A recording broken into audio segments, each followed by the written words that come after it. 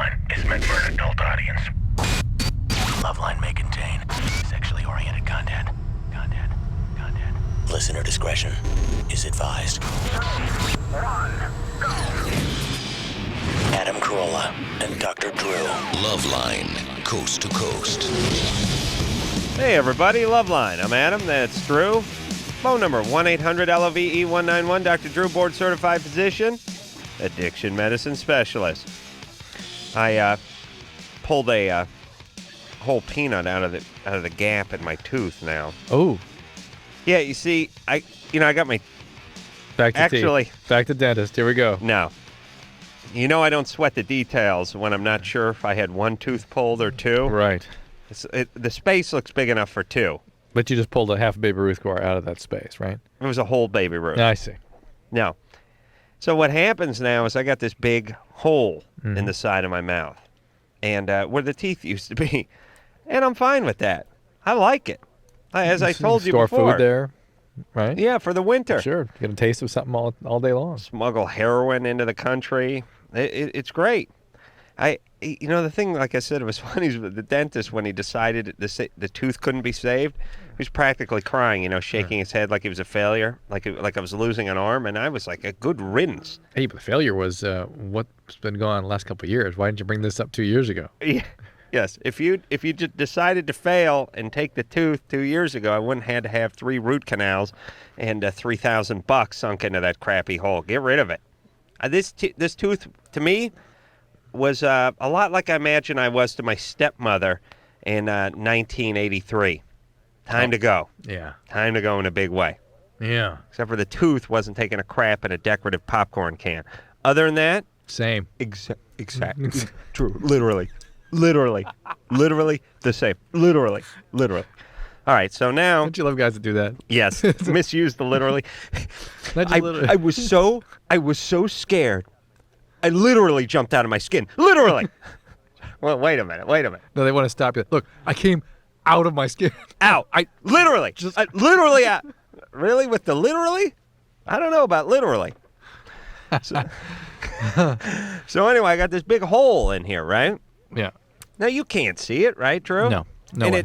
It's easy for flossing. Oh, now they want to get into the cosmetic. I can floss with an anchor chain now. Yeah.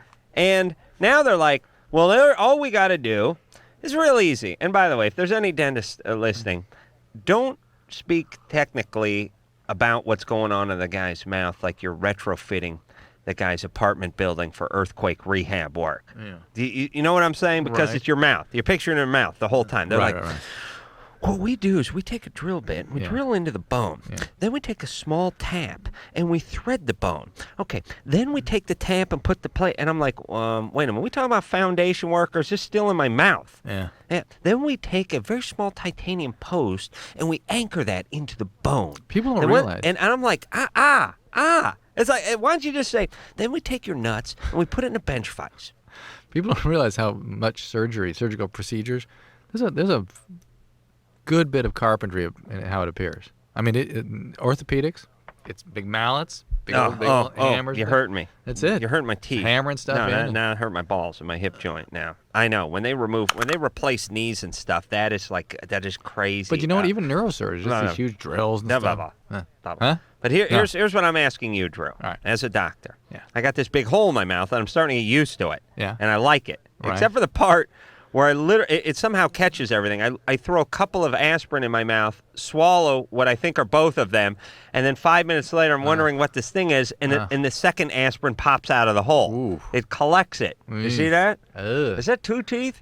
Yeah. You think 2? I think so. Good enough. So anyway, now they want to put new teeth in there. One's behind it don't look so hot either. You know what I'm saying? You're going to need a little, you're be like Uncle Joe with the big bridge that he pulls out of his mouth. No, they're putting the post in. They're going to do it. They're going to do it. No, but here's what I'm saying now. Leave it alone. F them and their post.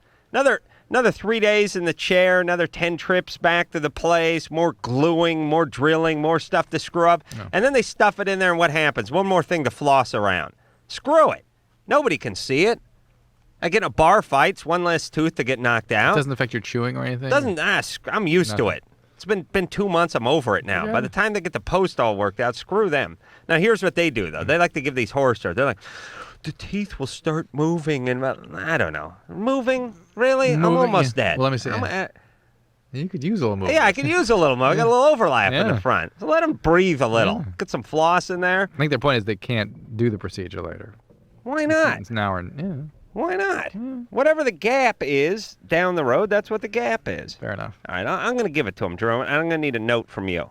Saying Drew says it's all right for Adam, for you guys just have to that part, huge gap in part his ways.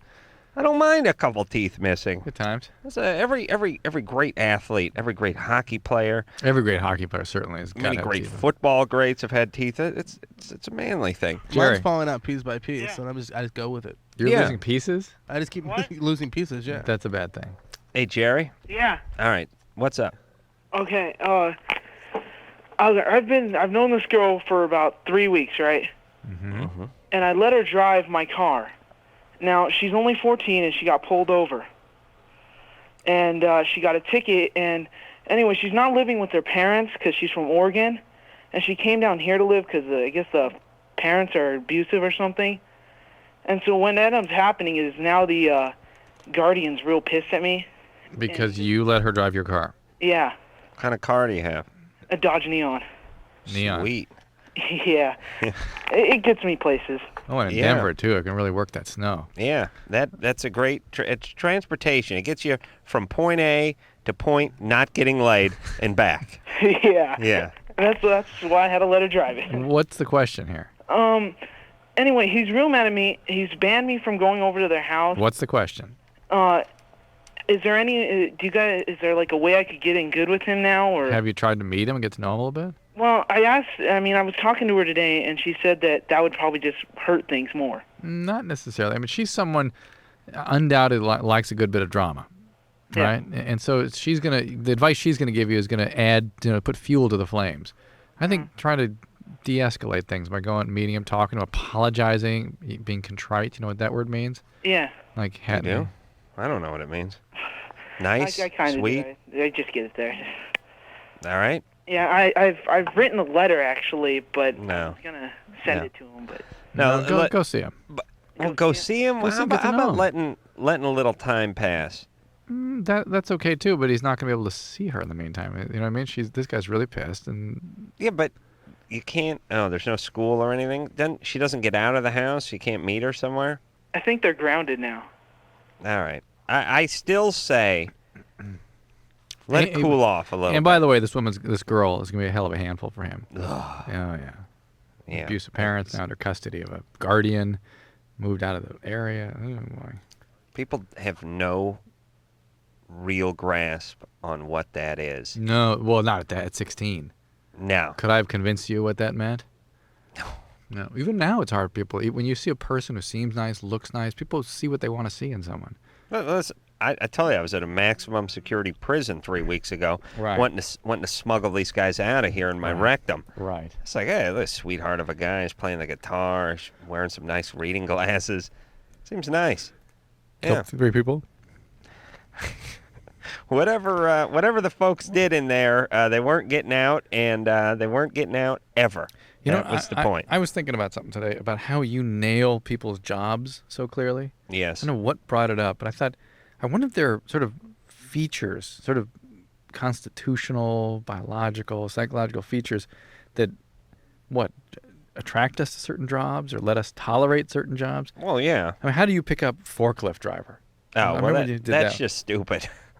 You just There's gotta a lot of jobs that fall into the stupid category. But people in every one of whatever the job is, there must be kind of a field, a character to that person in that job. You know what I'm saying? Yeah. Certain people would not be a forklift operator, no, but who would be? I don't and know, but why? I'll tell you when I talk to him. Why?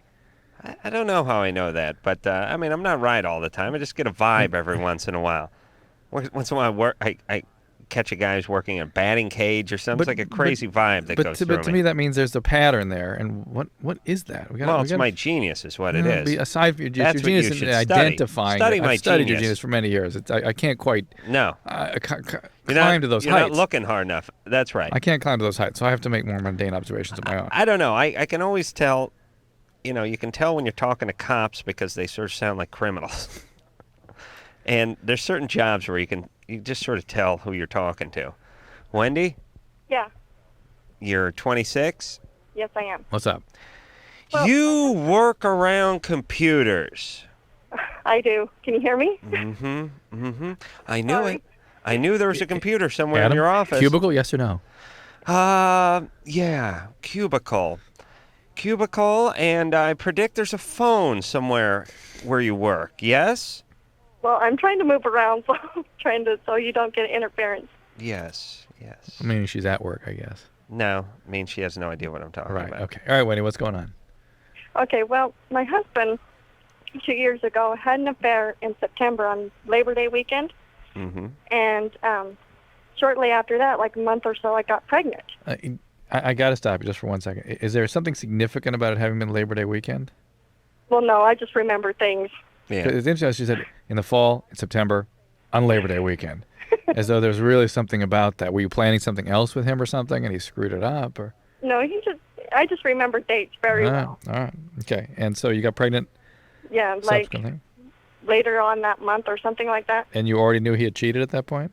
Yes, I did. All right. And everything was going great, and I was having problems with the pregnancy, and all of a sudden, after just last April, my husband started getting signs, like pains in his kidneys and stuff like this, and I was like, well, maybe he had a kidney infection. So I took him into the hospital, or to the clinic, and they said that he had chlamydia. Nice. And they said, well, you got it too.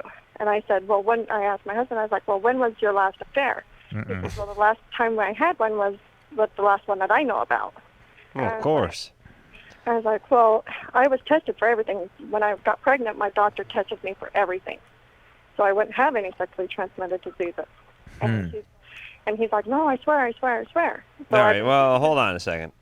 How did you bust him for having the affair in the first place? Well, my sister-in-law found out because her husband works with a friend of his, and he was borrowing his car. My husband was borrowing his car.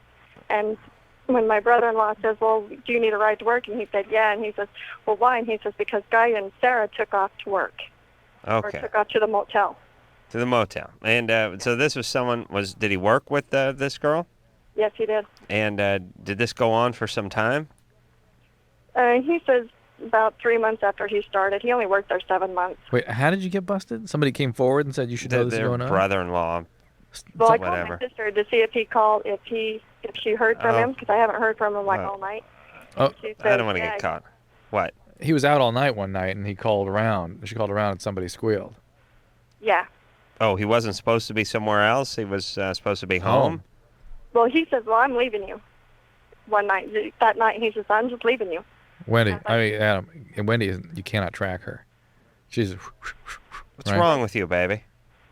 Nothing? Did you get hit in the head when you were young? No. Okay. So, I don't know. All right, the fact is the guy said he was going to No, leave look, and he went cheated. The guy's brazen. He got busted only, and it took very little, very few measures to try to hide what he was doing, but then got busted. Right. And he's a liar. What And so about the chlamydia thing, though? So he Drew? could easily be lying, easily. Well, what about it? If she had...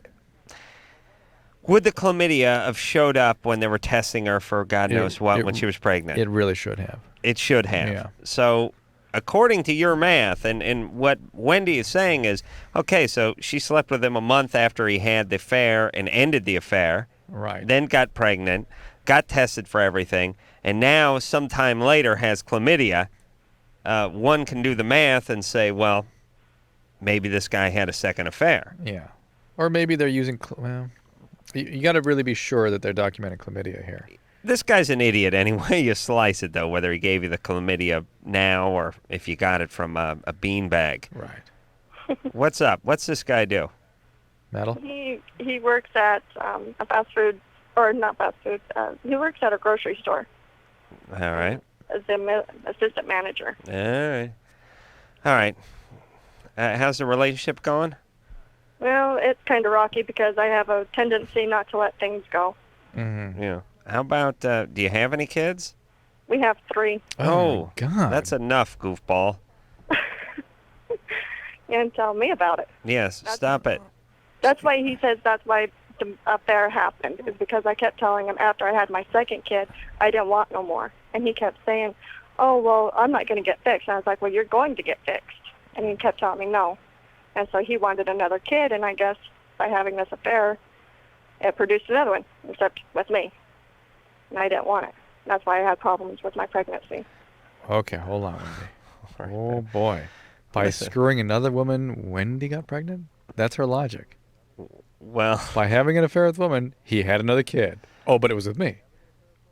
no, wait a minute, Drew. To be fair to Wendy, some guys have a very powerful ejaculate.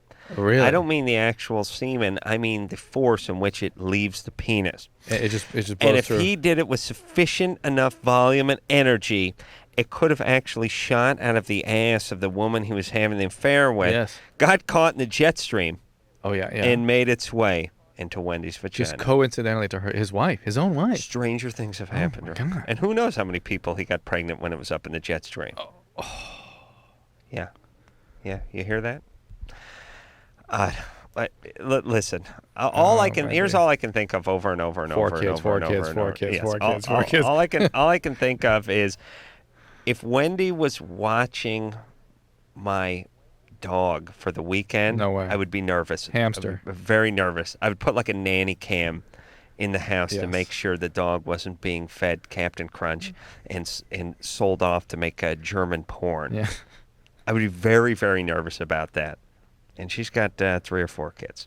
All right, stop with the kids. That's number 1. Number 2, I don't know. Find Jesus or do something. Your husband's an idiot, and maybe some couples therapy. But Couples therapy. There you a few go. sessions. We're There trying you trying to go. straighten him out a little There bit. you go. I mean, if he is as unenlightened Yeah. as Wendy is, he needs like somebody just guiding him, Right. like a seeing eye dog. Yeah. Well, that's where Jesus comes in. Lucas? Okay. Yeah? Well, Jesus is sort of last resort for retards. Really, I mean, stupid people need that guidance, right? Mm-hmm. I think he would be a good recipient. Lucas, you're 14. What's up? Okay. My mom's been taking these pills, and I'm really worried about her. What pills? She takes, just, like, sleeping pills, and, she's been taking, she tells me she's taking, Valiums. She's been doing this for a long time. She has, but I've just been recently noticing she's been getting really stoned and stuff off of it for the past, like, couple weeks. Does she become unconscious? No, not really. She just kind of, like, Where's your dad? what? Where is your dad? I never know him. Is she doing this during the day? She gets home from work and she does it. I tell her she should just do it when she just goes to bed, so she doesn't have Didn't you? Did you didn't call recently and tell us the same story? Uh-uh. No. Remember the story? Yeah. I thought it was that day. Drew, why'd you screw with me? This is why. See, I wear the same clothes every day, so when I just sort of look You can't down, tell. I'm not sure what day it is.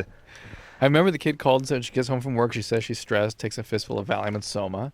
Right. Sort of goes out. Right. And I was telling him also, leave her alone and get the hell out of the house. Yeah. And Lucas? Yeah. Yeah. Well, we'll give the same advice to you as we gave to the other kid, which is talk to your mom and tell her this is It's bothering. bothering you, and if she could explain it to you. She might explain it, and it might make it better. No. No, I just mean we're getting Lucas's version of the story. Yeah. All right. I mean, it would be marginally better Maybe. if she explained it, and see if she can't take these pills later on in the evening when you're safely in your room beating off. Or not. Or not. Like Lucas chimes in with you. Yeah. Or not at all. Maybe she'd take it out. And if she needs some help, I think one of the things you have a right to do is call social services. You've got a parent, Yeah, a single parent, 14. you're out of control. She was Out of control. She's napping. She's He loaded. gets control of the TV. No. Are you kidding? Don't you wish your parents would have gotten themselves a little bit loaded and just passed out, and you just sit there and watch TV and do your homework and go to bed? Yeah, when you're 14, and he's 14. obviously very codependent on the mom, and All right. it's damaging to him. Lucas, you got friends? Yeah. All right, hang out with them, Alright. and talk to your mom. Let her explain it. But if she doesn't explain it well, tell her she's got to get some help. Yeah. Well, this is addiction. Could be, yeah. Oh, absolutely. Soma Valium should never be taken together anyway. Really? Oh, yeah, that's crazy. I'm seeing a lot of Soma addiction lately. That just I What? just heard take it together. You just heard, try this. Yeah, I don't hear the never taken together. I hear taken together. Okay, I'm drinking a lot of Soma lately, interestingly, and there's a real characteristic withdrawal people get into where they get this tightening up in their back and this arm pain where they feel like they want to twitch the arm and punch things. Oh yeah? Yeah, they get like a restless limb in their upper extremity, and they get this agitation where they can't stop moving. What is They're Soma? Constantly moving. It's a muscle relaxant, but it's actually converted to meprobamate, which is an old-fashioned Sure. Milltown. Ever heard of Milltown? Sure. Great Converted to great Milltown. band from the mid. Yeah, it's sort of like something that No, I don't know. what Mickey Milltown is. Finn. No, that was Yeah. chloral hydrate. All right, let's. Oh, yeah. All right. Milltowns are like what came before Valium. Let's not date ourselves too much. But speaking of dating ourselves, Drew, remember we were talking about that cartoon last night and trying to figure Yes. out all the different You guys? got it? Well, I got some of it, but Rope Man and Diaper Man. Yeah. How about Cuckoo Man? Now I'm getting more confused. You're right. All right, we got to get on the computer. Where's that TV Bible, right? Well, we don't. They had that huge TV. Oh, I'll get it. All right, we'll be back after this.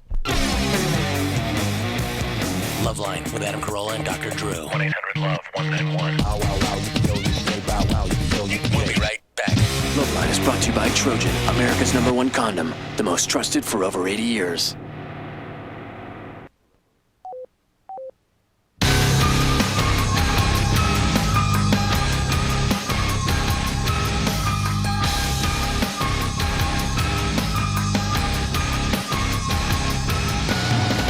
Hey, everybody, LoveLine. I'm Adam. That's Dr. Drew. Jack Osborne in here tomorrow night. Jack Osborne from the Osbournes. Coming back for a second season, I guess. I mean, I think Sharon Osbourne has some form of cancer, and I'm not sure what all the details are I know a fair bit about it. surrounding that. What do you know? Colon cancer, stage 3. What, stage 3 the worst? Stage 4 is the worst. Stage 4 is the worst. A lot of stuff goes to 4, a lot of stuff goes to 10, and some stuff goes to 5. I'd just like us to just sort of figure out what number works for us, and let's just call it that. Listen, hey, we got to keep all that track of that stuff. There's some cancers that are like 2A, 2B, et cetera, et cetera. So she has stage 3, which is not the worst, but sure could be better. Untreated, about 40% survival. Untreated. Untreated. And did they have to remove some of her colon? Sure. And now just hope it hasn't Now metastasized? she's getting, it has metastasized. That's the stage 3. It's in the lymph nodes. Oh, And now she's getting chemo. all right. So the prognosis looks like what for her? 50-50. Really? Mm-hmm. 50-50. He said. Now, Drew, you like you're kind of a doubting Thomas, though. I mean, you like a little bad news. You got a little Like drama a little drama. queen. But Yeah, a little drama. No, we'll look it up on the web, but I believe that's the current numbers. It's about maybe it's 40% survival, right? Yeah. 60% not All right. without treatment. And Well, no surgery. we wish her well, and maybe we'll find out more from Jack Yeah, Osborne. be interesting. Robert, Hello? you're 14. Hey, my parents are like sex freaks. They're completely open about sex. Yeah. And, it's really annoying. It's been like this for like 3 years. And at one point, like, I came home with my friends and my mom was giving a BJ to my dad. Oh, that's nice. Yeah, and like, now my friends don't even want to come to my house, and neither do I. And like, I'm wondering like, what I could do.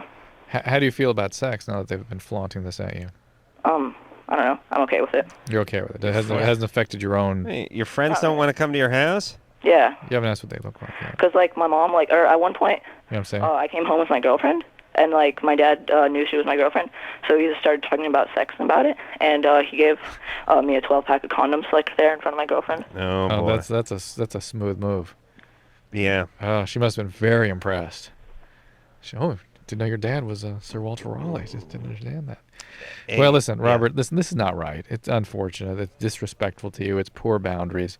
Do you tell them to cut it out, or can you do that? Yeah, I do, but then they're like, in a few years you'll be into this and you won't be embarrassed about it at all. Are they hippies? Yeah, they're like somewhere in their 40s, 50s, and yeah, they're hippies. They're like madly in love with each other. That's nice. I guess that's nice, though. Do they take care of you? Are they good Yeah. parents? Yeah, they're good parents except for that. Well, here's what I have to say about that, Robert. Every parent has some sort of fundamental flaw, I figured out. And for some, it gets their kids killed. You know what I'm saying? I mean, there's some flaws that involve, like, sodomy. And then there's some flaws that involve parents being inappropriate. They're hot for each other. But you know what? They provide. They put food on the table. They send you to school. They probably make a decent living. They love you. They take care of you. This is a little weird. No, But I would don't know. disagree with you. Why? I think, yes, we should give them a nod for at least being responsible, but they're not being good parents. Well, And their own crap is, here's why they're not good parents. Their crap is taking precedent over anything they're concerned with as far as their kid goes. yeah. And that's bad parenting. Yeah. Parenting is about kids come first. Period. That's it. End of story. Yeah, but Drew, their crap is them having sexual relations on occasion where the kid stumbles into it. I don't think they're getting it on the in the driveway when the kid pulls up. I mean, they probably get it on a lot, and the kid probably comes home and busts them every once in a while. I don't think they're getting it on in front of the TV set with the dad's ass blocking the set. Robert? You there? Yeah. Wow, was that quiet? Are they, are they doing it with the door open in their bedroom kind of thing? No, not really, but, like, I've walked in on them 2 times, Yeah. and, like, I just walked away, and they... Yeah, but when So you they're walked not- in they're on not them, being careful. where were they when you walked in on in their them? bedroom. And the door was closed? Yeah, I was going to ask my mom a question. All right, but that's what I'm saying, Drew. If they're in their bedroom and the door's closed and you walk in, I mean, it's not like they're doing it intentionally to be seen by you. They may not care if you see them, and that's a little bit weird. And the condoms thing's a little bit weird. But the door is closed. I mean, now you know to knock, right? Uh-huh. All right. Wait, does your dad make a decent living? Yeah. We live in, like, a 2-story townhouse. Okay, I'm done with you. I got people with bigger problems than this kid. He walked in on them a couple times. But it's a couple. He's got his own I house. He's gotta be completely careful. agree with that, but most our parents are busy. Most of the kids we talk to, their parents are trying to stab each other with crocheting needles. All right. The fact that these guys are still into each other is sort of gross as it is when you're 14. It's a far cry and a far bit better than where most of these people are at. Yeah. All right. I'm gonna give him that. They got a townhouse. He's fine. Bryn? Bryn? All right. Megan, Uh-huh. you're 21? Yeah? What's up? Hi, I had a question. I just recently started taking Effexor for depression, Uh-huh. and I wanted to know if mixing it with ecstasy is a bad idea. Yes, a bad idea. Very bad? You're taking the ecstasy is going to make your depression worse, for one thing. Mm-hmm. And you're already requiring medication because your depression is so bad. Mm-hmm. So it could be a very bad thing, just that by itself. Okay. In terms of the interaction with the effects, no one really knows for sure. Okay. So it's a bad idea. Yeah. All right. Well, listen, anybody who's on medication Mm-hmm. can't take drugs. Yeah. Because you already have a problem that needs to be medicated with pharmaceuticals. Uh-huh. So you've eliminated yourself from the group that can get high. I mean, here's the way I feel about it. I don't mind people getting high. I have no real problem with that. I don't like kids getting high, and I don't like people that are screwed up getting high. Well, Or stupid people getting all high. right, well, that's it. That's the whole That's- American population. No, it's everyone not. except you. Well, listen, it's like this. You want to be a pilot, right? But your eyesight's effed up. Well, you know what? You don't get to be a pilot. Yeah. And if you want to take drugs, fine. But if you're on a bunch of serotonin reuptake inhibitors, you can't take drugs. And that's untrue, Drew. I know a lot. No, I work with many. Look, we were done. We had basically we finished our last man show yesterday, and after this show, I went over there You went to back. party with everybody. Yeah. There's guys sitting around smoking joints left and right. Right. Now, these guys work very hard, make a good living, do their thing, and now that it's time to smoke a joint.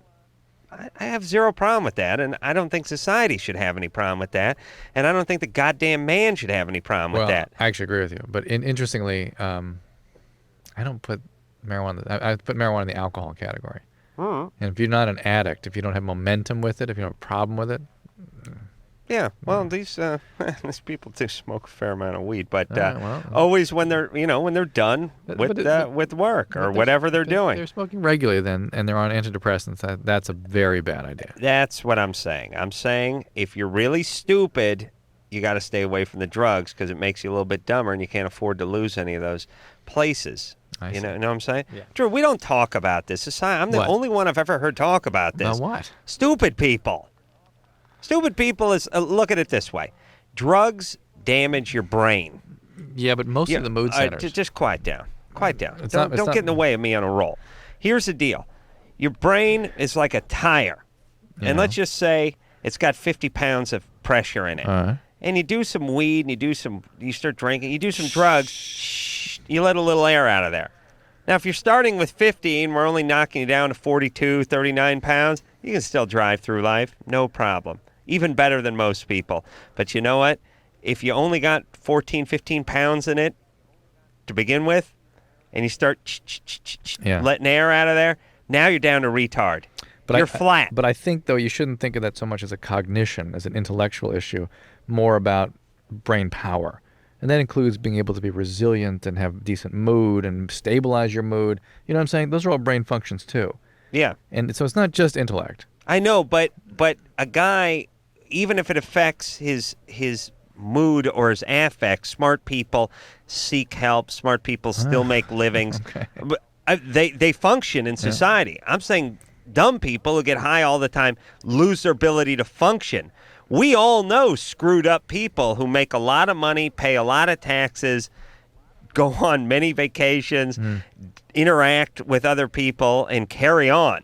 I mean, I don't know if they're crying inside, but they're sure as hell from a society standpoint, they're not a problem. Right. They're paying a lot in taxes. Yes. And no problem with that. Yes. That's what I'm saying. Right. These stupid people go from barely being able to get the gig at the Taco Bell to now back in their folks' basement. And that's why stupid people shouldn't do the drugs. But if you're smart, you should be able to do the drugs. That's what I'm saying. And the man, with the weed. Jesus Christ, what year are we in with this weed? What year is it? The governor of New Mexico is going on a campaign to legalize. I know, but meanwhile, we got the feds closing in on the hospices that deal out the legal marijuana and stuff. What how high are you guys? Yeah, I know. What's wrong with you guys? And I know you guys, and I'm talking about the government, you basically don't do anything. You figure out how you're going to get reelected the following year. I understand that. You want to sort of do whatever you think people want you to do.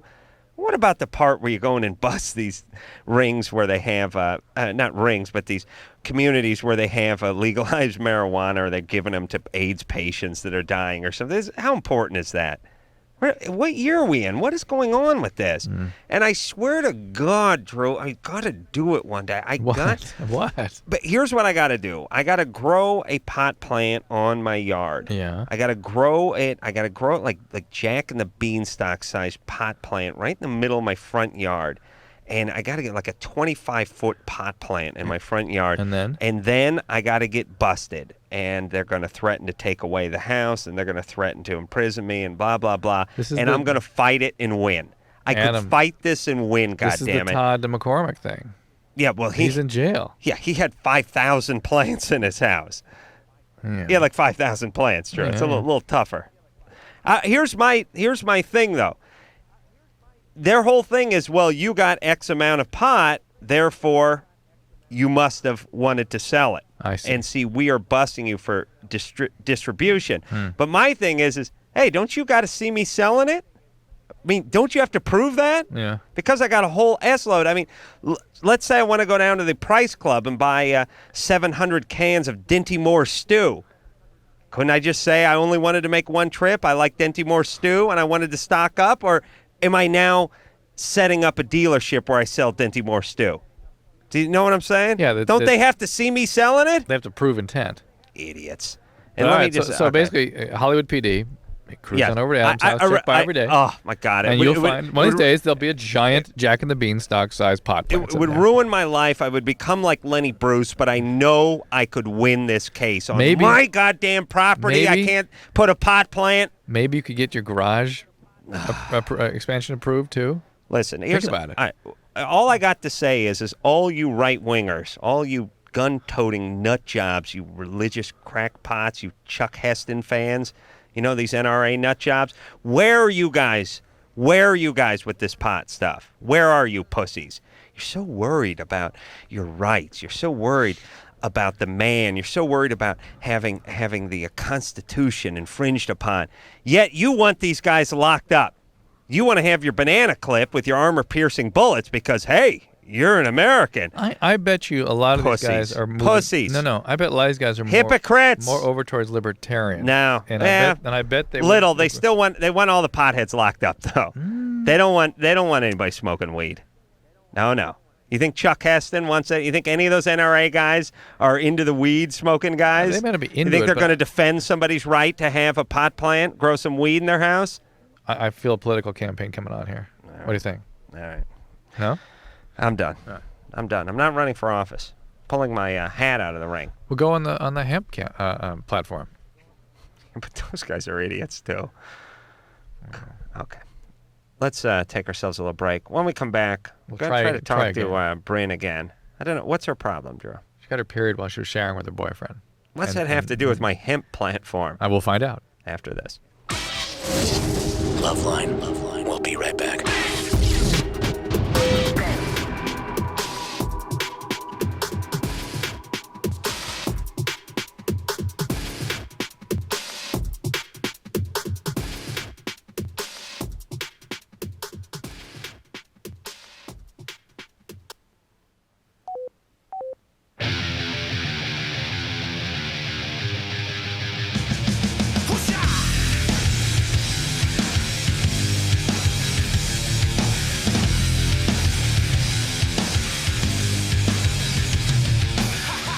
Hey everybody, LoveLine. I'm Adam. It's Doc Drew. Phone number 1-800-LOVE-191. Jack Osborne in here tomorrow night. Drew eating a Baby Ruth bar. Picking at it. Can't stop. What is that? I don't know. But listen, if I was a company that manufactured anything, I'd just drop a case of them off at the radio station because that wasn't even the plan. But somebody dropped a couple cases of Baby Ruth bars on. I've now mentioned it 227 times in the last 3 weeks. Yeah. And we actually eat it on the air. Yes, Anderson. Of course that was the plan, though. They're not stupid. No, but you see, here's the thing. I was doing a spot for Baby. This wasn't given to me by Baby Ruth.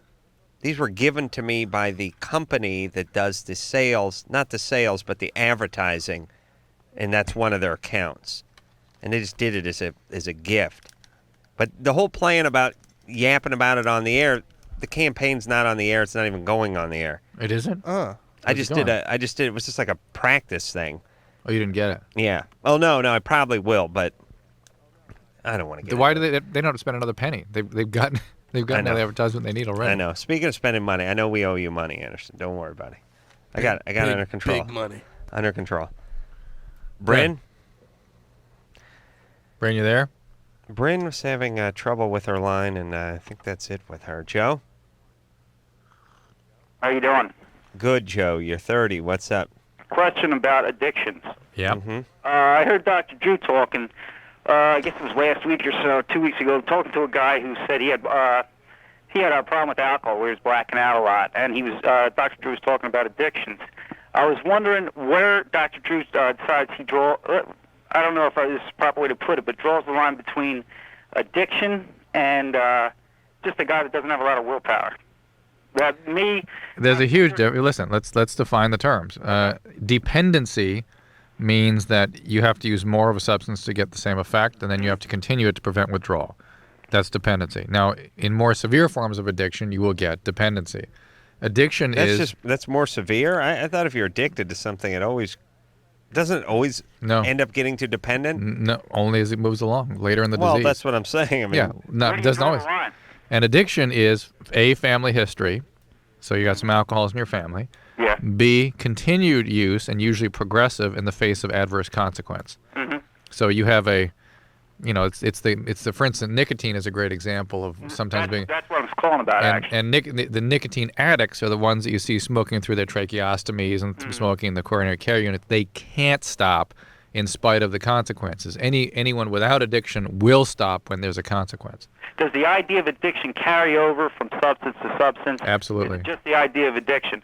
Say, for example, this guy who was blacking out a lot, you told him if he has a history of alcoholism in his family, he's probably an alcoholic. Now, if he leaves, say he's able to kick alcohol on his own, he cold turkey. Addiction is addiction. Whatever the chemical is just determines the natural history. It's all triggered through the mesolimbic reward system. It's a certain kind of intracytoplasmic change in the nucleus accumbens shell of the nucleus accumbens cells. It's been worked out exactly what's going on, and it only occurs in genetically prone individuals. So a person that has a tendency to use tobacco to a great deal, which in my case is the case, if he doesn't have a history of addiction in his family, then he'd be more likely he can kick a cold turkey than another person. It'd be easier for him. Yes, more likely than without some sort of comprehensive. It's severe dependency then. And nicotine is kind of a special case because it causes such intense cravings and such intense drive to use that it's difficult to get away from it, particularly for using the smokeless stuff, because you get very, very high concentrations when you chew. What about so if there's some people that are chain smokers. There's also, but think about nicotine also is that people really use it to regulate their moods, and it can actually change their brain chemistry a little bit. That without it, they can't. Their moods are completely off, and the only way they can get back is with the nicotine again, and it takes a long time for them to stabilize. So it's a little bit of a special case, but would you say that somebody who is a chain smoker, as opposed to a regular smoker, I guess, who just really smoked sort of feverishly, would you say that person has the gene? Usually, the addiction although gene? the other thing that happens is some people like schizophrenics. I had a schizophrenic that smoked 9 packs a day. Wow. And it turns out that their nicotinic system is off, and they get some relief of their schizophrenic symptoms when they smoke a lot. They get some sort of special You lived gratification. in California? This You guy, have to move out of state if you to be want able to to smoke pull that that off. much. Yeah, isn't that wild? Yeah, I don't know how you can do 9 packs it. a day. It's almost like you can't even imagine. You have to concentrate all day. Like You'd have to light one cigarette off the butt of the next, and you couldn't do anything because you can't smoke anywhere in this godforsaken state of ours. Yeah. It's ironic that there's a lot of compensation that goes on in California. We have the world's worst air, yet smoking is heavily regulated. I mean, the idea that no, you couldn't possibly expose someone to secondhand smoke by taking a restaurant, breaking it up into 2 sections. Meanwhile, we've had the worst air in the world for many years, and then now we're second to like Mexico City or something. But nationally, I think we have the worst air. And it's funny that we're the most concerned about secondhand smoke. Well, we don't want to add insult to injury. Yeah, I know, but just find a very hot day in August, go up on the mountain and see if you can see terra firma from where you are. Or just stand out in the city and see if you can see a mountain. You can't see it in this city. Really worried that much about the secondhand smoke. All right, that's great. First, secondhand smoke, though, first-hand killer. First-hand killer, Drew. New campaign. What would you rather? What would you rather for your family? Madman breaks into the house with a machete or secondhand smoke? Because it's the same outcome. Same outcome. Oh, but secondhand smoke is much more disgusting. All right, so you go madman. Yeah, of Escaped course. mental Of patient course. with machete. Sure. 55,000 people a year die. Secondhand smoke. Very well documented. Well, we all know someone who's gone that way. 3-4 family members have gone that way in my family. Not smokers, just secondhand. Sure. Jill? Jill? I have first I want to say, Adam and you guys, I've been like listening to you for 2 years straight, and I've always wanted to call. And Adam, I just want to say I think your voice is so sexy, Thank you. and that I don't know, you are so twang. That's our new word for kick-ass cool. Twang? Yeah, All right. and that I don't know. I saw you on the Man Show. I'm like, oh, Adam, Yeah. I just love you so much. Yeah. Thanks, baby. You're welcome. I'm But gonna put you on my list of people to deflower. okay. Are you a virgin? Yes. All right. Put you down then. Okay. Living in the Hollywood area? Yeah. Well, very convenient. Very convenient. Yeah, I'm actually in a group home. Better. Got to be other chicks there for me to get too, right? Actually, no. Vulnerable, down on their luck. No. You're the only one in a group home, No, there's other girls and there's other guys here. right? That I could have sex with. No, not really. Why not? What? Well, 'cause they're they're more experienced than I am. Let's just say that. Oh, see, she's saying you can't deflower I can't take their virginity. No. I'm sorry. All right. But I'll be happy to. I'll tell you what. Give me a call if some virgins come into place, though, right? Okay. Yeah. Yeah. Just leave a message. I'm not home. Oh. Yeah, we got to take a break. But then we'll get back with Jill, who's living in a group home. Find out what group home. She's out here in Hollywood. Find out where that place is. They always put, whatever it is, it's got house behind it, and probably hope or dream or wish or Rainbow. covenant or something. There's something. Night house. of the night. Something of the night. Ironically, most everything that they put house behind, whether it's House of Nuts or House of Pies or Rainbow House, not a house. Ronald McDonald House. The Ronald McDonald House is not a house. No, you're right. It's a home, though. Okay, so I know there's nothing wrong with me. So what's up? So I was like you, and I used to think that these datelines were totally cheesy. Why can't I meet anybody? But I tried everything else and thought, what the hell? So I called the dateline and actually met a cool guy. I called the dateline and I hooked up with some cool people. Believe it or not, other normal people are out there looking too. 877-889-DATE. LoveLine. 1-800-LOVE-191. We'll be right back.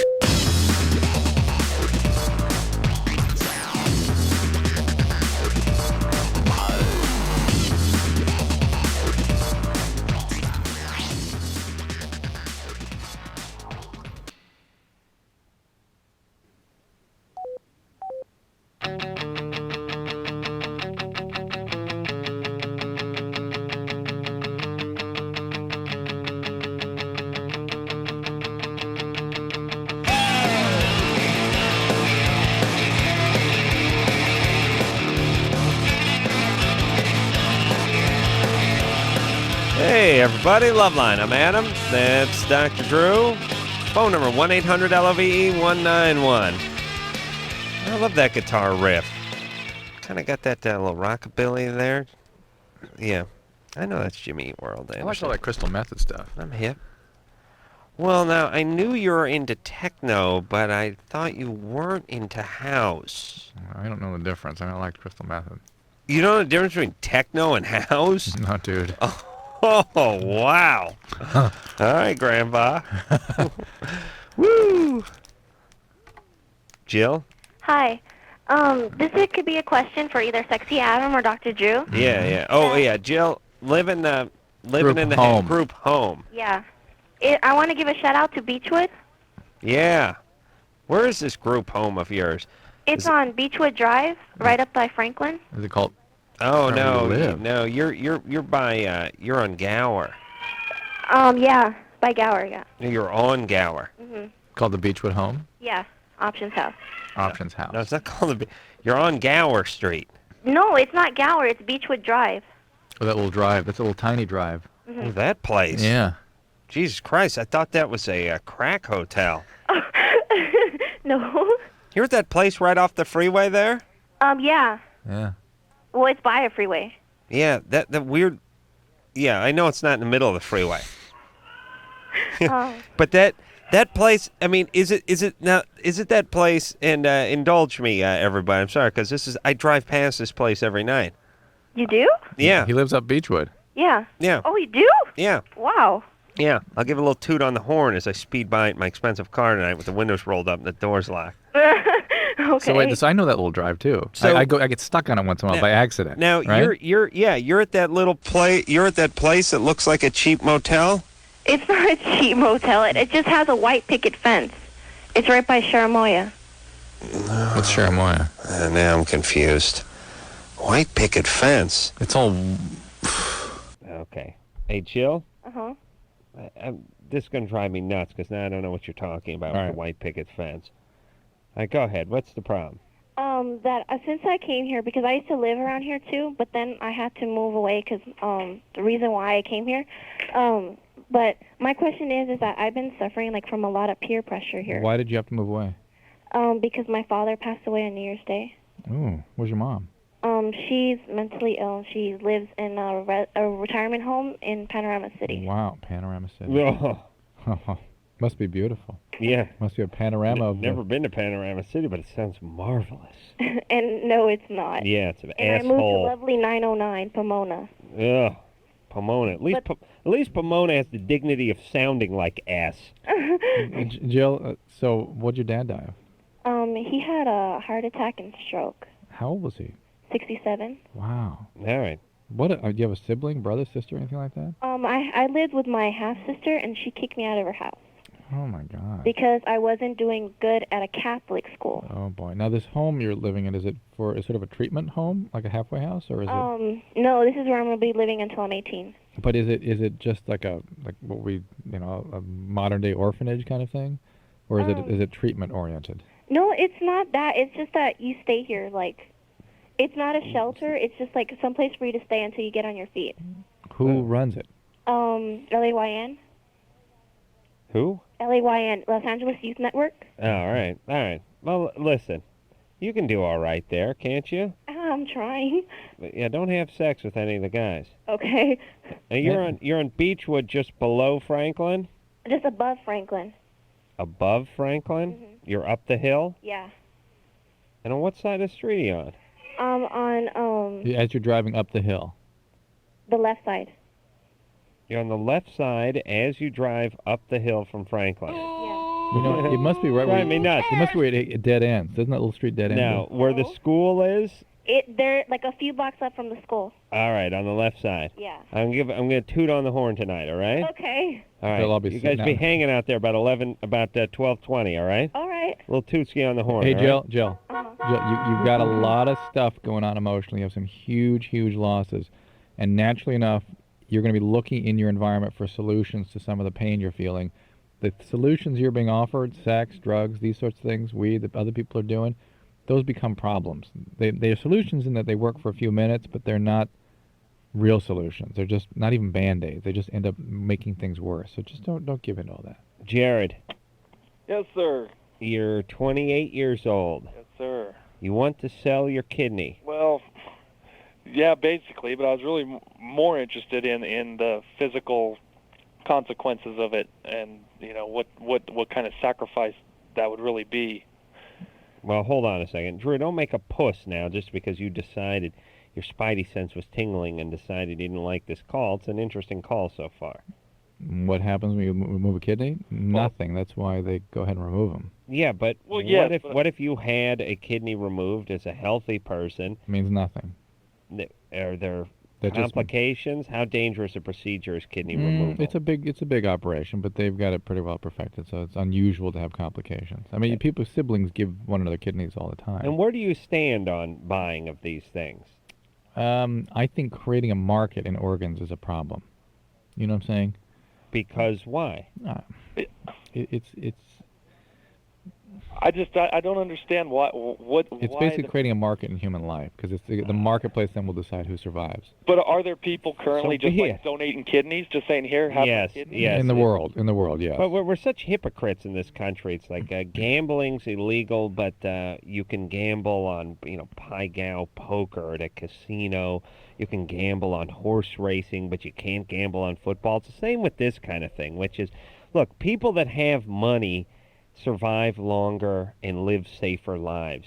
You drive cars with airbags and side impact safety beams and roll cages and all kinds of crap like that, and poor people drive old pieces of crap with nothing in it. They live in neighborhoods that are much more dangerous. They work in jobs that have much higher mortalities. I mean, let's face it, money oftentimes buys you life. For some people, it works out that way medically. When you're poor, you don't have a physician, you can't get certain kinds of treatment, you can't catch things early, so on and so forth. Why should it be any different with something like this? Well, if I needed a liver or a kidney or something and I was willing to throw money at it, why shouldn't I be able to get it? I get everything else. Your point's well taken. Yeah. I can't answer that with any kind of... I can answer it. Here's why. Here's what it is. And this is the same with the fetal cell testing and all this, we're completely freaked out in this society on that playing God. Anytime that playing God thing comes in, And anytime the playing God thing comes in, everyone freaks immediately. Hello, we're playing God every day. We're sending people to the moon. We're flying airplanes. We're transplanting hearts. What do you mean playing God? Where does the playing God stop and where does it start? And by the way, what today isn't playing God would have been playing God and Satan 100 years ago. Right. So what's up with people? Number two, anytime there's any perceived, just because you have money doesn't mean you get this or get that or get in line in front of. Anytime it smells of that, everyone freaks out too. When we all know that's what life is. Well, when it doesn't pertain to goods, then we freak out. If it pertains to life in some substantive way. Listen, you know what I'm saying? Yes, you have money. You have an alarm on your house. Some people live in neighborhoods that are gated with security guards going around, and you drive a Volvo wagon that has it has an airbag that goes up your rectum if something happens. Of course, it's a much safer. Of course, you pay for safety. You pay for safety. It's fine. That's it. That's more incentive to make money. And hey, if some guy wants to sell an organ in his body that's not functioning or not doing him any good, and I want to buy it for 50 grand, isn't that between the two of us?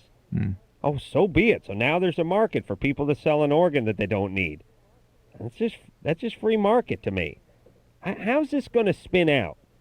That's the whole thing, too. It's like the Kevorkian thing. We got to stop Kevorkian. Why? Because where does it stop? Well, people are terminally ill. They decide they want to die. He gives them that opportunity. Yeah, that's today. But tomorrow, Kevorkian's barging in your home, getting hold of your perfectly healthy, young, adolescent child and slitting his throat. And he can't be prosecuted. Really? That's where it's heading. Interesting. Let me write this down. Nostradamus, you seem to know the future here. So once it becomes legal, then doctors just start killing their patients willy-nilly and laughing. Is that how it goes? All right, that's good. That's good. And once we perfect the heart transplant, then healthy people will just be getting their hearts transplanted, or we'll be tearing the hearts out of healthy people. How's this work? I want to know about the future. No, of course it's not going to happen. It's that slippery slope BS. Only attorneys believe in that. Yeah, attorneys don't believe in anything other than making money. They don't believe that. They just argue about it.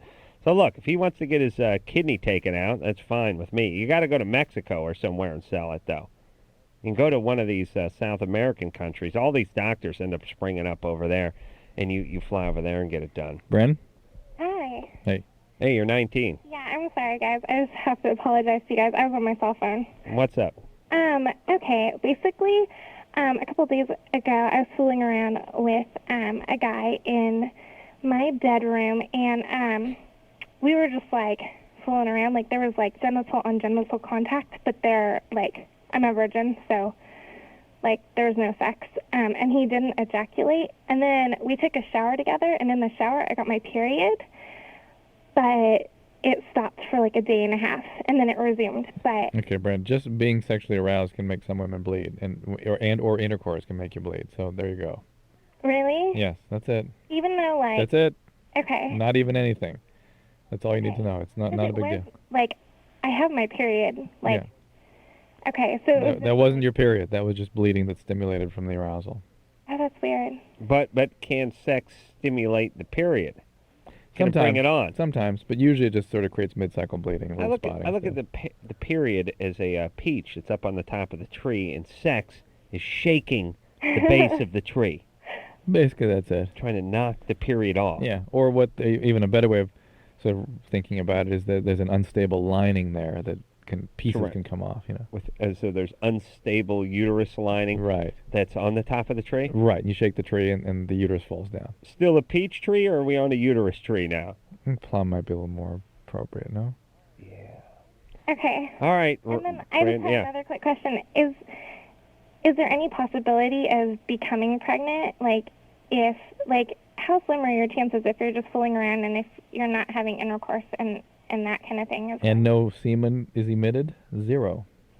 No penis goes in the vagina, and no semen circulating around anywhere. What about my Gulf Stream or jet stream Well, theory there is, floated earlier in the show? if he'd had sex with someone else with sufficient force, and it entered the Gulf Stream, the jet stream, really. The jet stream. stream is where- Yeah. Yeah. Well, It of could course. find its way to your vaginas. Of course. True. Or some other wayward sperm up there in the jet stream, you know. Okay. Right. Cool. All right, Bryn. Thanks, guys. Hey, good times there, baby.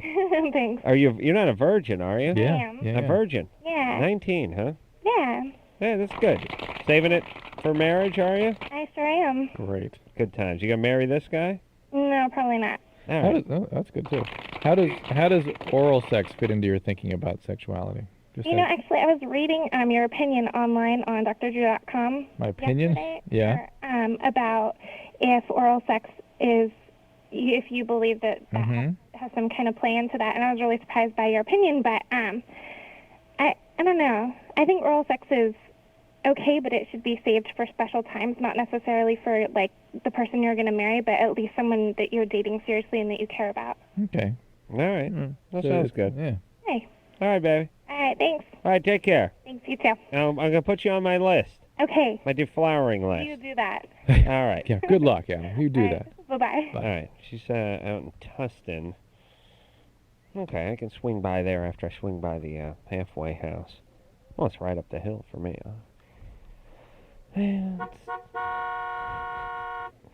Ian, Yeah, you're 20. yeah. What's up? I've been having problems with short-term relationships since I was 14. Uh-huh. And basically every girl that I go out with cheats on me with my best friends. That you go out with. Describe one of these sort of circumstances. How long had you been dating? Give us the last one. How long were you dating her? About 3 months. And you were somebody you were seeing regularly? Yeah, Were you like having sex with her, physically intimate? yeah. And then who does she hook up with? My best friend, Nate. I see. And has Nate done this to you before? He had sex with one of my exes once, but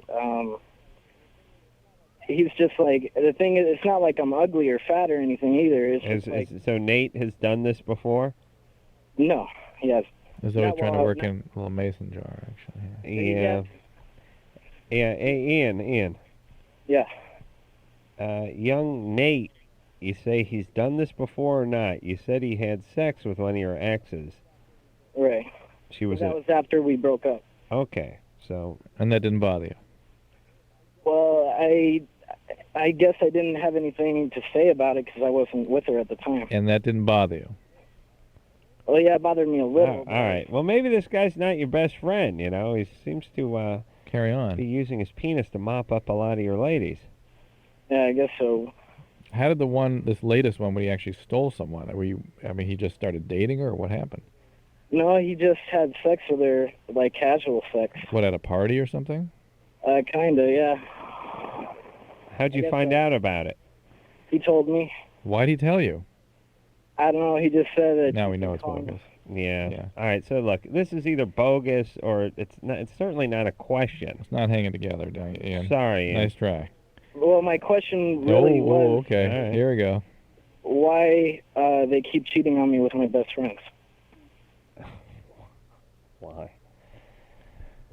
Because, look, if this question is true, why do they keep cheating on me with my best friend? Well, your best friend's not your best friend That's if they A. keep banging your girlfriend. A, number one. B, number two, you're going after some women that have suspect character tendencies. There you at go. Best. That's it. That's the whole thing right So there. but it can all be traced back to you, Ian, because you chose to make this guy your best Mhm, friend, mhm. and you chose to date women girls, yeah. who would want to bang your best friend. Right. So don't focus on the best friend. Don't focus on them. Focus on Focus Ian. on Ian. That's right. Always do that, everyone. Just blame yourself for everything. Angelica? Hey, what's up? Hey, you're 17. Yeah, I'm calling to see if you guys could tell me what are the dangers of doing ecstasy and going swimming. Never had this one before, have we, Drew? Swimming. Like in a swimming pool, not in like a lake or something. Yeah, like just taking a pill and going swimming. Swimming. Does it do something with your body temperature in it? Is the water exceedingly cold? I don't know. That's why I'm calling. Well, you actually get hyperthermia is one of the things you get from speeding. You get the hot... I can't think of anything offhand that was specifically What about if you go down to the deep end and get your ass caught on the drain, And then you and got it a problem. sucks your intestines out through your anus? Then you got a problem. Yeah. Yeah. Why? What's your plan for this weekend? Just what I said. Like, I don't know. Me and my friends were talking about doing that, so Mm-hmm. I just wanted to know. Like, I don't think, I can't think of any, although, you know what happens sometimes, I'll tell you where the concern would be, is that occasionally people get these unusual psychotic reactions from speed, from ecstasy rather. All of a sudden, they'll become kind of delirious and do usually kind of weird and bizarre things. yeah. And it can get dangerous around water, I would think. But if that doesn't happen, I know of no specific problem that I can think of with speed. Other than if you get some sort of a cardiac rhythm disturbance, which is pretty unusual. You going with girls or guys and girls? Or? Yeah, mixture of both. Now, aren't you? I'm more concerned with just a casual use of ecstasy and its brain damaging effects, and that's going to have the more serious long-term influence on you. It seems to me. I'm pretty concerned about what kind of bathing suit you're going to be wearing. I'm not going to be wearing a bathing suit. Oh. I'm sure no one wants to see that. Yeah, no one wants to see a bathing suit. You're going Well, at least me in one. skinny dipping? Why? What's wrong with you in a bathing suit? It's kind of gross. You in a bathing suit's gross? Yeah, You're gross. fat. Yeah. Yeah. But being out of the bathing suit, that could be worse, right? No, I don't know. Well, I'm saying for the crowd. Yeah. Okay. Well, wait a second. What's wrong with you in a bathing suit? I just don't look good in one. But you do look good naked? Oh, no. I never said I was going to go skinny dipping. Oh. I could have sworn that's what she said. No, I'm I sorry, said, what kind of bathing suit are you wearing? And she said, I'll not be wearing a bathing I suit. see. Very provocatively, which, of course, means I'll be wearing sweatpants and a windbreaker in the pool. I mean, any intelligent person would get that. What are you going to be wearing? I don't know, like shorts and a T-shirt. Oh, all right, baby. All right, enjoy. Also, real Yeah. fast, would going on roller coasters also, would that be dangerous or? Well, you got your whole weekend mapped out, don't you? Yeah. No, I know of no added danger to that. But here's the thing. Being out in the heat can be a problem, though. Angelica. Yeah. Remember I was giving the speech about dumb people Yeah. doing drugs earlier in the night? Yeah. You're close to that area. Yeah, I'm pretty sure I'm there. You pretty Nice. sure you're stupid? Yeah. Nice. Listen, I don't mind someone who knows they're stupid because how dumb can you be if you know you're stupid? Catch-22, you know what I'm saying? It's not really stupid then. It's just sort of Number challenged. two, you never have these crazy. See, let me tell you something. No, this is what I have to say. Knowing you're stupid is important. It's like knowing you're ugly. It's very important in life. Well, it keeps you attuned to reality.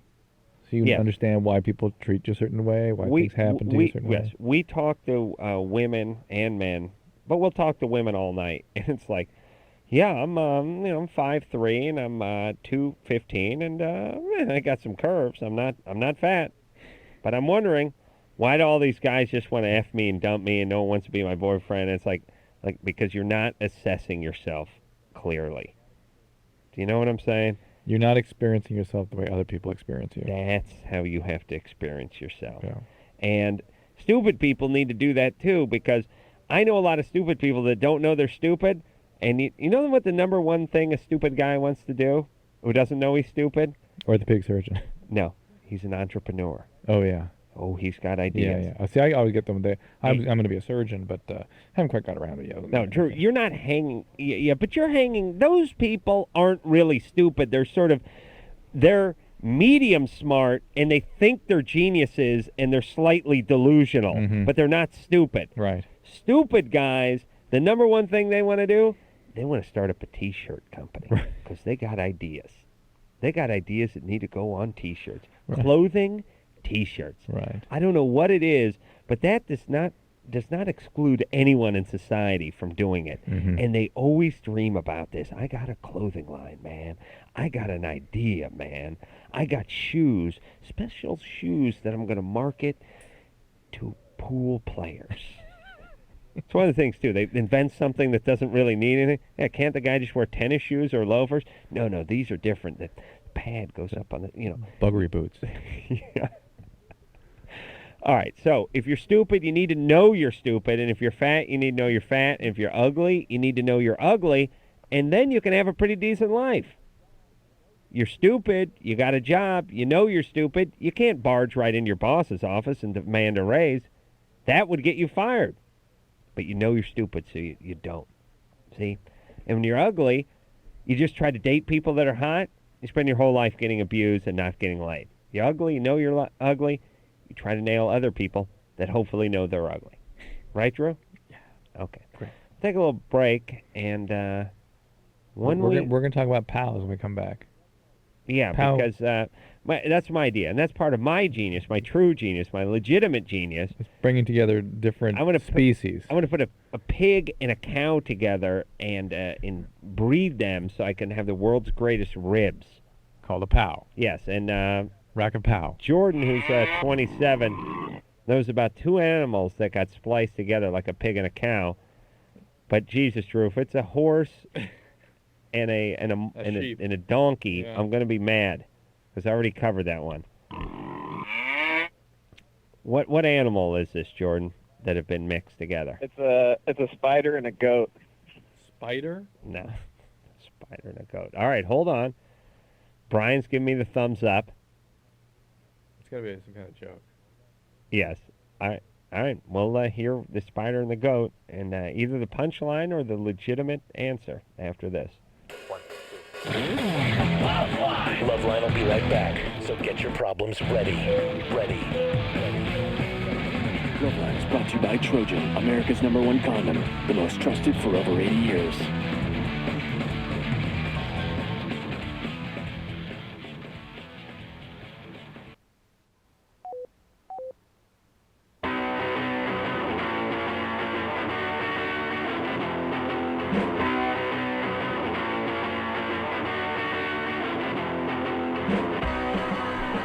Hey, everybody.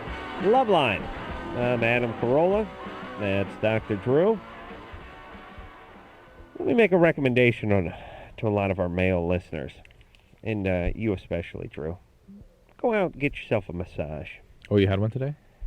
I had one 2 days ago. Now, wait a minute. You normally are giving women endless S for hanging around spas and getting them touched and primped and this kind of stuff.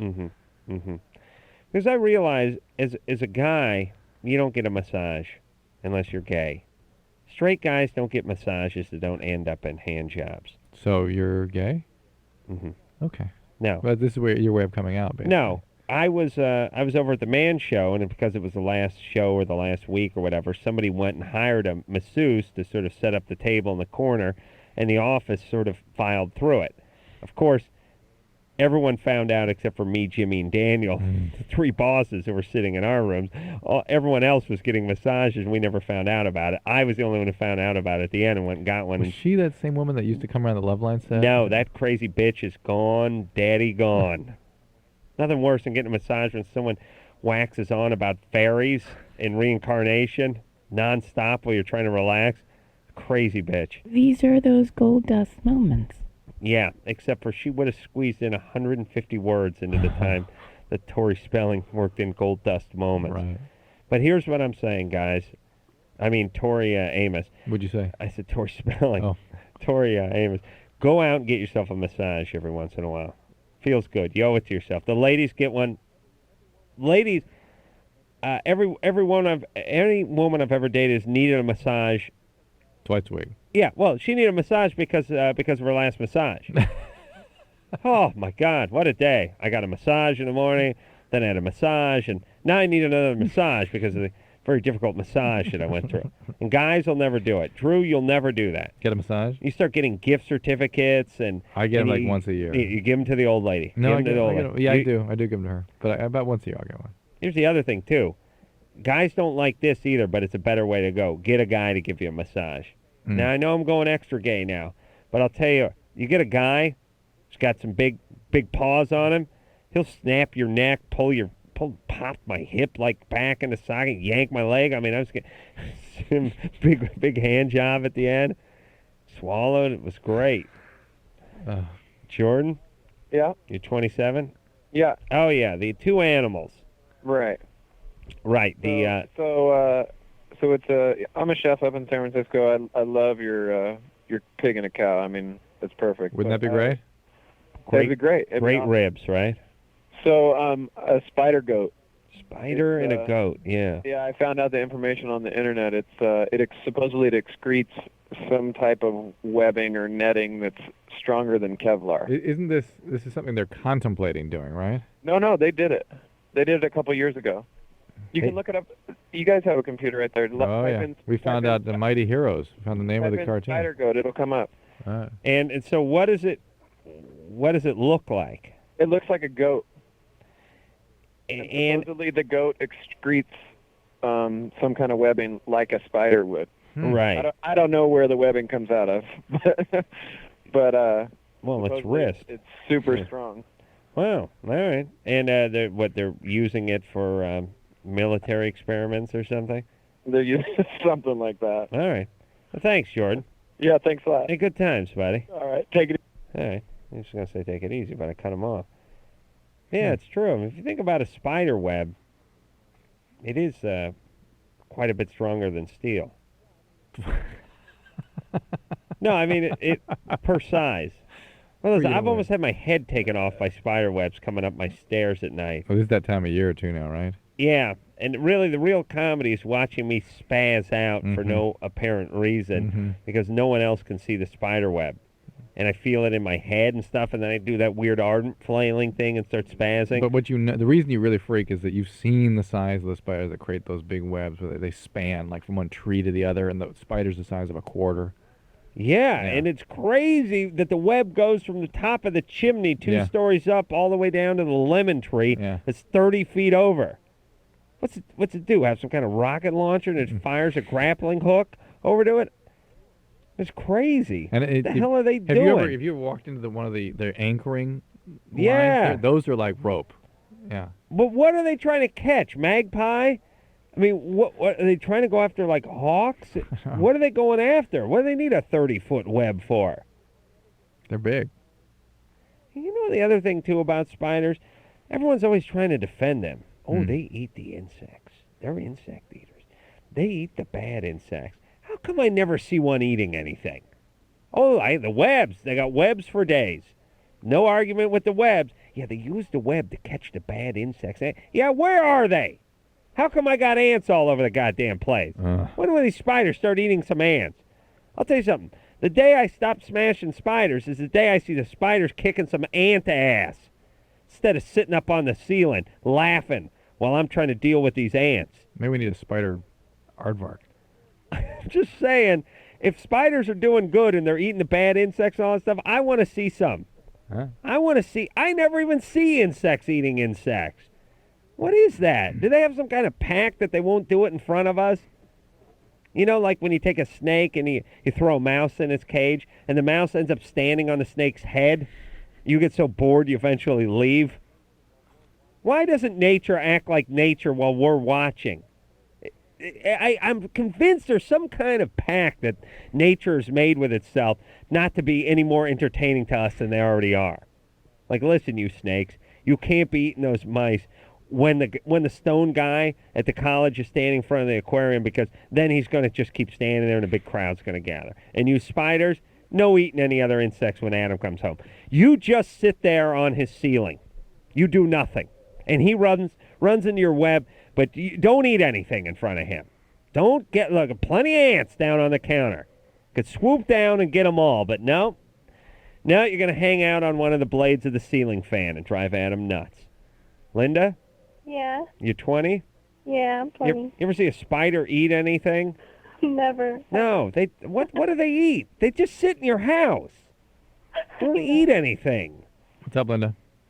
Okay, well, me and my boyfriend have been together for about 2 years, and about a year ago we were having sex in my house, but my sister was in the other room, so we were trying to keep it down. Mm-hmm. I thought we were getting too loud, so I told him to stop, but he wouldn't stop, and then I told him to stop about 2 more times until he finally came. That's why he stopped. Shocking. It's never bugged me until now. I just want to know, would that, I told him to stop, and I tried to push him off. Why does it bug you now? I don't know. Nothing like this has ever happened before. I just, I put it in the back of my mind. You've never been sort of rendered powerless or victimized at any other time in your life? Never. No one ever hit you? Never. You weren't ever abandoned in any way? No, never. Yeah, he was on top of you? No, he was, well, we're kind of doing it sideways. We're like lying down, but sideways. Why didn't you pull away? I did, but he kept on pulling me. I tried to pull away, but he pulled me. I guess he had me, and I guess... Where was he holding you? Around the waist? Like he had you around the neck or something? Like he was going to stroke you? around my arms, around my breast. And, okay, and you'd been want... having sex with him for a while before this? Yeah, about a year. We've been together 2 years. How many minutes before he stopped after the first time you said stop? Not that long. 2 minutes? No, if she says 2 minutes, that's 20 seconds. No, yeah, it'd probably be like 30 seconds. Well, let's do a little simulation here. Okay. You ready? Okay. You say stop, and I'll be your boyfriend. Let's let the clock get to let's second hand get to 12. All right? Okay. And action. Okay, stop. Oh man, Babe, stop. No, hold on. Stop. Oh. Yeah, there. Is that about right? Yeah, the only reason he... Hold on. Was that... Yeah, I know. Yeah, I understand that. Was that time period about right? Yeah, that was about right. That was 10 seconds. Okay. We have a clock going here. Listen, get over this, would you? And start focusing on what spiders eat.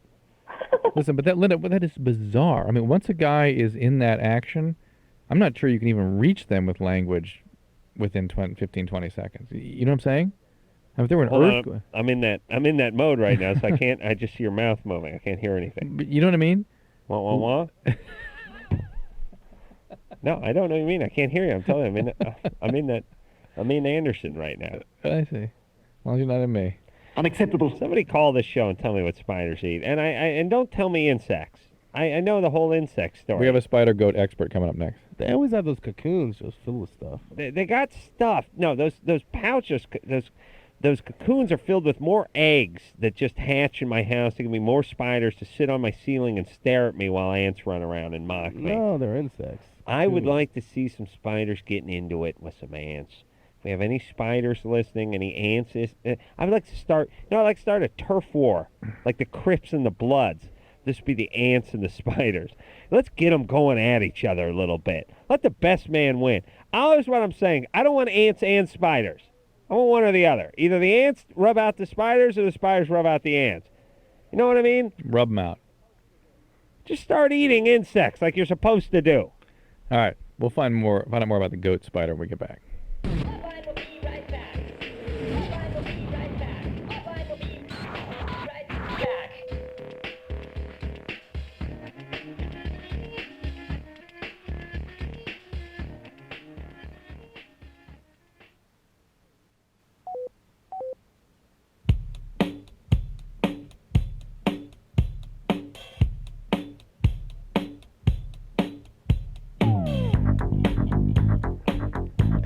Hey everybody, LoveLine. I'm Adam Carolla. That is Dr. Drew.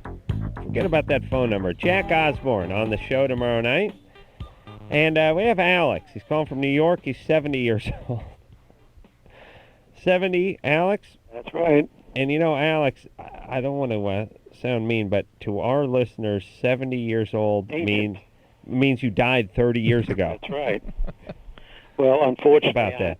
I have. You've been dead since 1972, according to our listeners. I have insomnia, so I'm just going through the dial, and I caught your program and this business with the spider and the goat. Actually, it's a matter of gene splicing. Mm-hmm. They can't. The spider silk is stronger than steel. Right. But they can't get it from spiders because spiders are vicious, so they'll eat one another. So they took the gene that makes the... Wait a minute. Why? The spiders will eat one another? Well, if you put them in a cage together. I see. Ask them to make... Meanwhile, they love ants. Yeah, well, just about. All right. Uncles, too. And... oh, man, you should have went to bed. Go Go ahead, Alex. What happened? I wish I could. They took the gene from the spider. They injected it into the goat.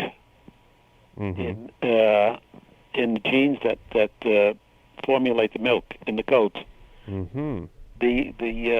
That material is formed in the milk, and they can extract that and put it through a spinneret, which is like the way they make nylon and rayon and things like that, and it hardens. And they are just experimenting now to see if they can make stronger than steel items. What's the name of this show? And what about, shut up, Anderson, and what about my pig and cow combination? I have no idea about the pig and cow. Sound feasible to you? Pardon? Sound feasible to you? No, I don't think you can jump different species.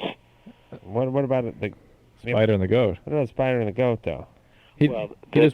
They're just taking one gene, one chromosome. Well, what about the rib chromosome then? Because I want the ribs. Don't know. You know what I'm saying? Okay, thank you, Alex. You're welcome. He's going to change the dial immediately. Change the dial. He's going to take a bat to the radio. And here's the thing too. If you made it a cow and a pig, I know they think that's playing God, but that's playing farmer, isn't it? That's not God. That's farmer. Steve? Yeah. You're 29? Yeah. You molested your cousin? Stepsister. All right. Well, now we're back on track. That's the important thing. Okay. So you molested your stepsister. Yeah. And when you were how old? When I was 15 or 16. And she was how old? About 10 years younger than I was. Well, that's pretty horrible. What's the question? It is. What's the situation? What's the question? I don't know what to do about it. I got into using drugs about a year or so after that. Used drugs for about 10 years, and a lot of that had to do with just dealing with that, and I still don't know why I did it. I don't have any justification or rationalization. You were never sexually abused yourself? Not that I know of. I was physically abused, but not sexually. And what did you do to your stepsister? Some oral sex, and, I had her touch me, and, it happened about 5 or 6 times. How is she now? How is she? Yeah, 5 or 6. I haven't had contact with her in about 7 years. Why is that? Because of this? No, that was she was a daughter my stepdad had with my mom, and they split up when I was 22, and he took off with her and a stepbrother. They also had together, and I haven't talked to him about 7 years. Have you ever done anything like this with any other kid? No, I haven't. Do you have an urge to do it now? Never. Was there anything else going on in the household at the time you did this? A lot of physical abuse, alcoholism, drug addiction, with my parents. And you're in recovery now? Yeah. And you're talking about this in the program? No, I'm not. This is the first time I've ever talked about this. You have a sponsor now, right? Yes, I do. I think you got to talk to him about it. Really? Yeah. I'm resistant. I've thought about that because I'm just about to go into step 4. Yeah. Which is where, you kind of do an inventory. Listen, that's 4 and 5 is where this has got to come out. You're as sick as your secrets, the aphorism goes. And if this has been a serious source of fuel for your disease, if it doesn't out, it's going to remain a source. See, I'm just concerned about sharing it with my sponsor. He's got a daughter, and, I don't want there to be problems there with me sharing this stuff with him. In terms of what? Him not wanting you around his daughter? Yeah. Well, listen, he's going to react however he's going to react. Right. You know what I'm saying? He's not going to not be your sponsor. Right. Okay. And you're clear that you don't have these urges anymore. This was some part of your disease. Yeah. Well, I wasn't using it that time, so I've never really been able to equate it to part of my disease. It's got to be sorted out, but I'm sure it does. I'm sure it is part of the disease process. Okay. Well, wait a minute, Drew. He was not using, but he could still have the alcoholic gene. But listen, you came from a abuse-filled environment, right? And when that happens, sort of all bets are off. Do you know what I mean? Alcohol abuse and physical abuse. It's tough. See, what happens is people do drugs and seek thrill to feel good or to feel better. And in your case, you were in this highly abusive, highly arousing situation. You needed to feel better. You hadn't yet found your way to drugs, but sex was an alternative to escape. And you were desperate for that, and pow, here was a victim. Hold on, pow, that's the name of my pig. Pig cow. Pig cow, yeah. Let's not call it pow. And that's where you went, and naturally enough, as that system started, that disease process started operating, of course, you went to the drugs next, and off it went. Right. So, Steve, don't look. What you did wasn't great by any stretch of the imagination. on the other hand, I'm sure you've been kicking your ass quite nicely for coming on 15 years, and you should probably give your ass a little break. Okay. Now, are you thinking about trying to contact her or do anything like that? No, because if it got to anything like that, that'd be like in step 9, and that'd be something I deal with my sponsor. I'm not about to do anything about that yet. There you go. You know, I handle that stuff kind of as it comes. Fantastic. Do you know where she is? Do you? You know, she's somewhere in the same city I'm in, but again, you know, I haven't had contact with her for 7 years, and I'm not. You know, step 9 goes along the lines of if it won't harm ourselves or anyone else. And how is she? Do you have any idea how she's doing? No, you know, I really don't. The last thing I heard anything about her, you know, was about 2 or 3 years ago, and I heard she was having some mental issues, you know, but that's pretty common in my family, actually. Right. All right, Steve. So, take care of yourself. Right. And when it becomes appropropriate, then you cross the bridge or the step when you come to it. Start writing about it. All right. Take care. Okay. Thank you. Rest of your All right. Wow. Yeah, I believed him. Okay. I mean, he didn't seem dangerous to me. He just seemed like he was 15 and freaked out. Yeah, this is not his sexual orientation. It's not what arouses him. He just was sort of desperately looking for relief at that moment. Yeah. And you know what? I understand the sort of profound instinct to F around when you're a 15 and sort of going out of your skull with hormones. Mm-hmm. I'm not saying it's ever okay to do this, but I don't think you have to condemn the guy to this is your life now, or this is a way of life for you. Right. Which is what you said like 15 minutes ago. Right. All right, we'll take a break. We'll be right back. All right, guys, here's the deal. You're looking to hook up, sick of wasting time with the wrong person? One call's all you need to make. Call the Dateline. 877-889-DATE. Call the Dateline. Oh, yeah.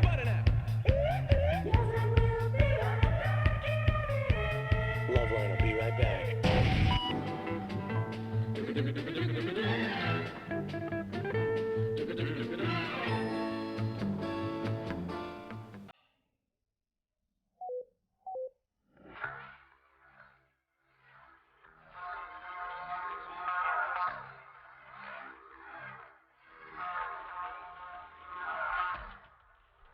All right, everybody.